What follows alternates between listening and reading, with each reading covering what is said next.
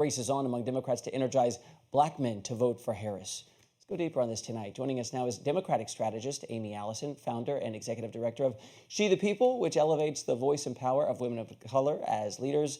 And with her is Republican strategist Melik Abdul. Melik left the Democratic Party in 2016, now works to advance the conservative movement. So Melik, let me begin with you. Former President Obama, he came down hard and directly on black men in America who may not support Harris this election. Is that likely to be effective? No, actually, it's not. Well, I'll take that back. It'll be effective among the people who are already leaning towards Kamala Harris. But if you're talking about expanding that, broadening that to address the concerns that many black men have had, not just since not just since Joe Biden has been president, but even when Barack Obama was president and before then, chastising black men, insulting black men into voting for Kamala Harris. And as he suggested, because she's from our neighborhood and she went to our schools, it is insulting because what he's essentially saying is that vote for Kamala Harris because we owe it to vote for Kamala Harris because she is a black woman. And he acknowledged that this wasn't like it was for him in 2008. In 2008, I was one of those who supported him. And he's right. Kamala Harris is not Barack Obama. So he should stop lecturing black men and insulting black men because that is not something that's going to drive us to support Kamala Harris at all. Amy, I want to get your thoughts here. Obama also brought up the issue of gender. Here it is. We have not yet seen the same kinds of energy and turnout in all quarters of our neighborhoods and communities as we saw when I was running. I've got a problem with that because part of it makes me think, and I'm speaking to men directly now, part of it makes me think that, well, you just aren't feeling the idea of having a woman as president. And so now you're thinking about sitting out or even supporting somebody who has a history of denigrating you? That's not acceptable. This shouldn't even be a question. Amy, let's be honest. Some men don't feel comfortable with a woman president. And you can say, how dare you, unacceptable, that's a bad thing. But does that change their worldview? Well, there's a reason there hasn't been a woman president in the U.S. After almost 300 years. And I think that we should be honest about that. No doubt that Kamala Harris is poised to break a lot of barriers. But we got to understand that how critical the black vote is and how important black men are. Black voters are 25% of Democrats. And in every swing state this year, black voters are going to be the difference maker.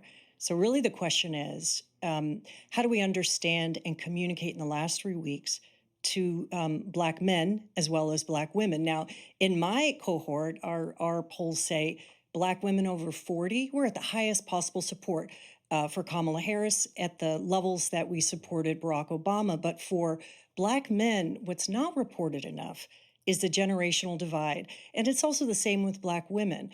The under 40 black men there's no evidence to show that they love Trump. These are people who have been disappointed or disillusioned with how politics have served them. So I'm very heartened by the fact that Kamala Harris released a whole plan directed at black men today.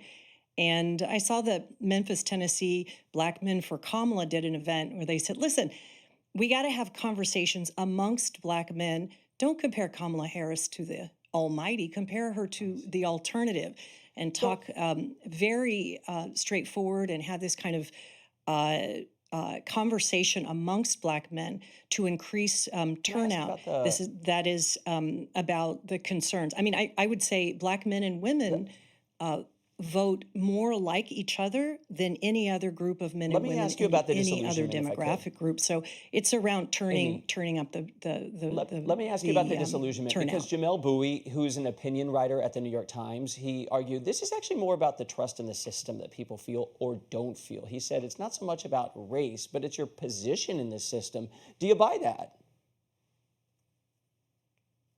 No, I do think there is something to that. I do think, though, in the last 3 weeks, that we shouldn't mischaracterize the black voter or black men. I mean, this is a group of voters who have shown up for Democrats historically that are movable from an uncertain, uncommitted voter position to supporters of Kamala Harris with the right messaging.